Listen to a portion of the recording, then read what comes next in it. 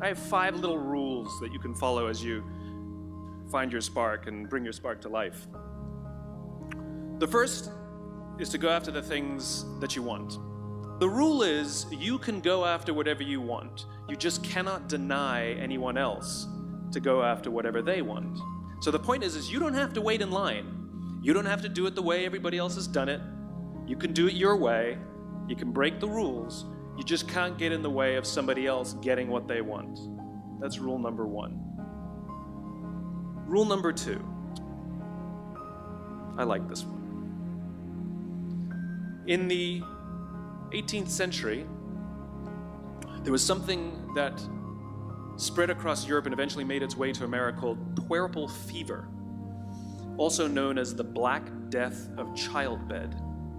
Basically what was happening is women were giving birth and they would die within 48 hours after giving birth. This Black Death of childbirth was the ravage of Europe, and it got worse and worse and worse over the course of over a century. In some hospitals, it was as high as 70% of women who gave birth who would die as a result of giving birth. But this was the Renaissance. This was the time of empirical data and science, and we had thrown away things like tradition and mysticism. These were men of science, these were doctors. And these doctors and men of science wanted to study and try and find the reason for this Black Death of childbed, and so they got to work studying, and they would study the corpses of the women who had died. And in the morning they would conduct autopsies, and then in the afternoon they would go and deliver babies and finish their rounds. And it wasn't until somewhere in the mid-1800s that Dr. Oliver Wendell Holmes, father of Supreme Court Justice Oliver Wendell Holmes, realized that all of these doctors who were conducting autopsies in the morning weren't washing their hands before they delivered babies in the afternoon. And he pointed it out and said, "Guys, you're the problem." And they ignored him and called him crazy for 30 years. Until finally somebody realized that if they simply washed their hands, it would go away. And that's exactly what happened. When they started sterilizing their instruments and washing their hands, the Black Death of childbed disappeared. My point is, the lesson here is, sometimes you're the problem. We've seen this happen all too recently with our new men of science and empirical studiers, and these men of finance who are smarter than the rest of us until the thing collapsed. And they blamed everything else except themselves. And my point is take accountability for your actions. You can take all the credit in the world for the things that you do right, as long as you also take responsibility for the things you do wrong. It must be a balanced equation. You don't get it one way and not the other. You get to take credit when you also take accountability. That's lesson 2. Lesson 3, take care of each other. The United States Navy SEALs are perhaps the most elite warriors in the world. And one of the SEALs was asked, who makes it through the selection process? Who is able to become a SEAL? And his answer was, I can't tell you the kind of person that becomes a SEAL. I can't tell you the kind of person that makes it through BUD/S. But I can tell you the kind of people who don't become SEALs.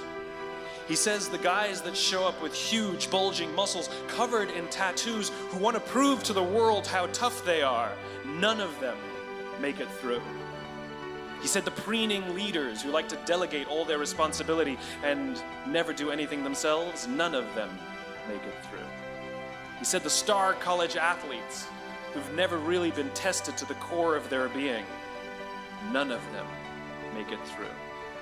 He says some of the guys that make it through are skinny, scrawny. He said some of the guys that make it through, you will see them shivering out of fear. He says, however, all the guys that make it through, when they find themselves physically spent, emotionally spent, when they have nothing left to give physically or emotionally, somehow, some way, they are able to find the energy to dig down deep inside themselves, to find the energy to help the guy next to them. They become SEALs, he said. You want to be an elite warrior. It's not about how tough you are. It's not about how smart you are. It's not about how fast you are. If you want to be an elite warrior, you better get really, really good at helping the person to the left of you and helping the person to the right of you. Because that's how people advance in the world. The world is too dangerous and the world is too difficult for you to think that you can do these things alone. If you find your spark, I commend you. Now, who are you going to ask for help, and when are you going to accept help when it's offered? Learn that skill. Learn by practicing helping each other. It'll be the single most valuable thing you ever learn in your entire life. To accept help when it's offered and to ask for it when you know that you can't do it. The amazing thing is, when you learn to ask for help, you'll discover that there are people all around you who've always wanted to help you. They just didn't think you needed it because you kept pretending that you had everything under control. And the minute you say, I don't know what I'm doing, I'm stuck, I'm scared, I don't think I can do this, you will find that lots of people who love you will rush in and take care of you. But that'll only happen if you learn to take care of them first. Lesson 4. Nelson Mandela is a particularly special case study in the leadership world because he is universally regarded as a great leader. You can take other personalities, and depending on the nation you go to, we have different opinions about other personalities. But Nelson Mandela, across the world, is universally regarded as a great leader. He was actually the son of a tribal chief. And he was asked one day, how did you learn to be a great leader? And he responded that he would go with his father to tribal meetings. And he remembers two things when his father would meet with other elders. One, they would always sit in a circle. And two, his father was always the last to speak.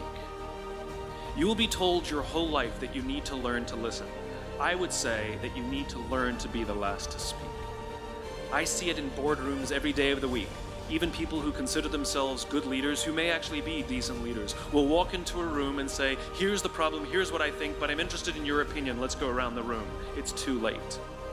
The skill to hold your opinions to yourself until everyone has spoken does two things. One, it gives everybody else the feeling that they have been heard. It gives everyone else the ability to feel that they have contributed.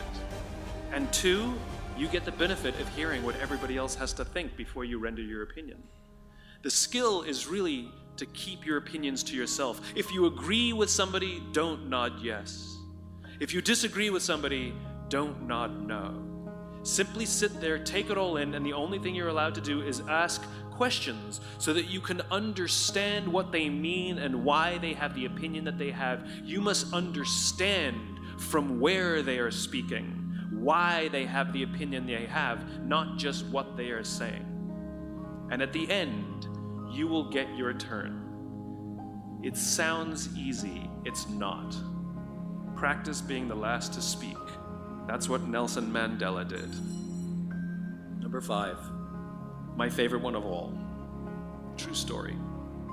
There was a former Undersecretary of Defense who was invited to give a speech at a large conference, about 1,000 people. And he was standing on the stage with his cup of coffee in a styrofoam cup, giving his prepared remarks with his PowerPoint behind him. And he took a sip of his coffee and he smiled and he looked down at the coffee. And then he went off script. And he said, last year I spoke at this exact same conference. Last year I was still the undersecretary. And when I spoke here last year, they flew me here business class. And when I arrived at the airport, there was somebody waiting for me to take me to my hotel. And they took me to my hotel and they had already checked me in and they just took me up to my room. And the next morning I came downstairs and there was someone waiting in the lobby to greet me and they drove me to this here same venue. They took me through the back entrance and took me into the green room and handed me a cup of coffee in a beautiful ceramic cup. He says the lesson is, The ceramic cup was never meant for me. It was meant for the position I held. I deserve a styrofoam cup. Remember this. As you gain fame, as you gain fortune, as you gain position and seniority, people will treat you better. They will hold doors open for you. They will get you a cup of tea and coffee without you even asking. They will call you sir and ma'am, and they will give you stuff. None of that stuff is meant for you. That stuff is meant for the position you hold. It is meant for the level that you have achieved of leader or success or whatever you want to call it. But you will always deserve a styrofoam cup.